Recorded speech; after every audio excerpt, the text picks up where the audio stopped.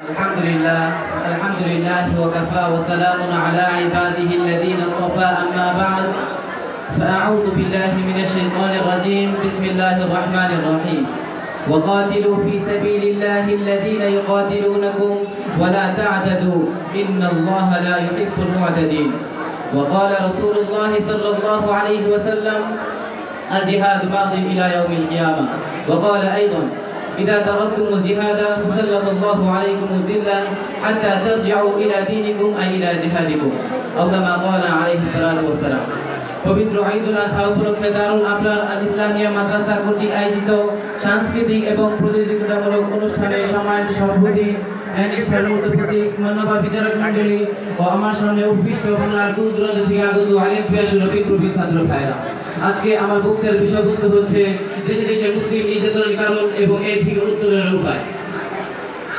নাজুক পরিস্থিতিতে এমন একটি গুরুত্বপূর্ণ বিষয় নির্ধারণের জন্য কর্তৃপক্ষকে জানাই আন্তরিক শুভেচ্ছা ও অভিনন্দন। সময় সংক্ষিপ্ত পরিসরে এই বিষয়ে কিছু আলোকপাত করার চেষ্টা করবো ইনশাআল্লাহ। প্রিয় উপস্থিতি, এই পৃথিবীতে মানবজাতি তৈরির পূর্বে তৈরি হয়েছে তার শত্রু, তৈরি হয়েছে হককে দমনকারী। এমনকি এই পৃথিবীতে মানবজাতি তৈরির পর এদের মধ্যে থেকে তৈরি হয়েছে এমন একটি দল যারা হককে পছন্দ করে না এবং হককে দমিয়ে দেওয়ার জন্য তারা তাদের জীবনের সর্বস্বকে ব্যয় করে থাকে এবং বিভিন্নভাবে নির্যাতন নিপীড়নের শিকার করা হয় এই একইলাহিয়াত শিকারকারী দলকে। এমনই বিভিন্ন ইতিহাস দ্বারা পৃথিবীর ইতিহাসকে কলঙ্কিত করা হয়েছে। যেমনই ভাবে আমরা আমাদের পূর্ব শহীদের দিকে লক্ষ্য করে দেখতে পারি, হকের ঝান্ডা হাতে ফিরআউন কর্তৃক বিভিন্ন নির্যাতনের শিকার হয়েছেন হযরত মূসা আলাইহিস সালাতু ওয়াস সালাম, নমরুদ কর্তৃক বিভিন্ন নির্যাতনের শিকার হয়েছেন হযরত ইব্রাহিম আলাইহিস সালাতু ওয়াস সালাম। এমনকি হকের ঝান্ডা হাতে হক মানুষের নিকট পৌঁছে দেওয়ার ক্ষেত্রে কাফের কর্তৃক বিভিন্ন নির্যাতনের শিকার হয়েছেন আমাদের নবী হযরত মুহাম্মদ রাসূলুল্লাহ সাল্লাল্লাহু আলাইহি ওয়াসাল্লাম।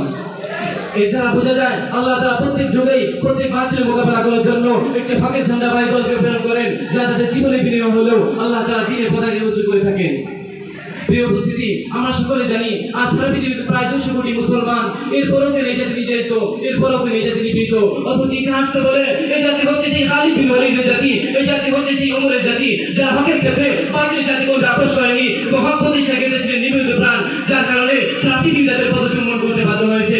তাদের এই সকল সফলতার একটাই কারণ, তা হচ্ছে আল্লাহ তাআলার ওই আয়াত ওয়াতাসিমু বিহাবলিল্লাহি জামিআন ওয়া লা তাফাররাকু। তোমরা আল্লাহ তাআলার রুসুলকে পরিপূর্ণভাবে আঁকড়ে ধরো এবং বিচ্ছিন্ন হয় না। তারা আল্লাহ তাআলা দেখার পক্ষে তাদের জীবনে একমাত্র লক্ষ্য হিসেবে বানিয়ে নিয়েছিলেন। কিন্তু আজ আফসোসের সাথে বলতে হয়, আমরা মুসলমান আল্লাহ এবং তার রাসূল দেখানোর পক্ষে ভুলে বিজাতি সভ্যতায় মত্ত, যার কারণে আমাদের এই দুর্দশা, আমাদের এই দুরবস্থা এবং নির্যাতিত হচ্ছে সারা পৃথিবীর মুসলমান।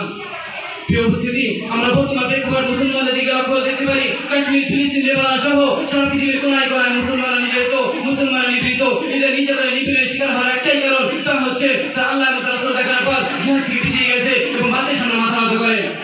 কিন্তু আমরা যদি নবীর জীবন দিকে তাকাই, তাহলে দেখতে পাবো হকের ঝান্ডা হাতে 313 জন হাজারের বিরুদ্ধে লড়াই করেছেন, 3000 লাখের বিরুদ্ধে লড়াই করেছেন। তারা ছিলেন দিনের ক্ষেত্রে নিবেদিত প্রাণ ও দিনকে প্রতিষ্ঠার ক্ষেত্রে ছিলেন আপোষহীন, যার কারণে সারা পৃথিবী তাদের পথ চলেছিল।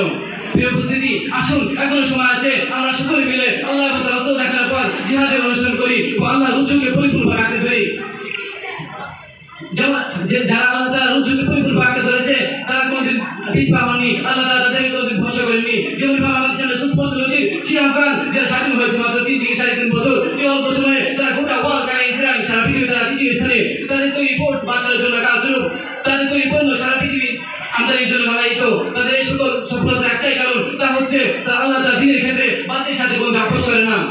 উপস্থিতি, পুরুষে বলতে চাই মুসলমানদের অবস্থা থেকে মুক্তির একটাই পথ বাকি, তা হচ্ছে আল্লাহর রুজুকে আঁকড়ে ধরা। রাসূলুল্লাহ সাল্লাল্লাহু আলাইহি ওয়াসাল্লামের হাদিস আল জিহাদু মাদি ইলা ইয়াউমিল কিয়ামা, জিহাদ ছিল, আছে এবং ভবিষ্যতে থাকবে। তুমি সৌভাগ্যবান ব্যক্তি যে আল্লাহর রাস্তায় জিহাদ করলো এবং নিজের জীবনকে আল্লাহর রাস্তায় শহীদ দিল। যদি এমনই ভাবে আমরা আমাদের জিহাদি জীবনকে গঠন করতে পারি, তাহলে খোদার কসম করে বলছি সারা পৃথিবী আবার মুসলমানদের পদচুম্বন করতে বাধ্য হবে, সারা পৃথিবী মুসলমানদের পদচুম্বন করবে এবং সেই খলিফাদের জামানা, সেই সময়ের জামানা আবার ফিরে আসবে।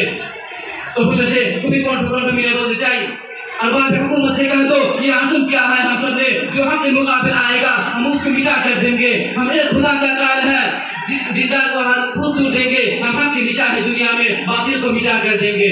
नस्रुन मिनल्लाह व फतहुन करीब। अस्सलामु अलैकुम।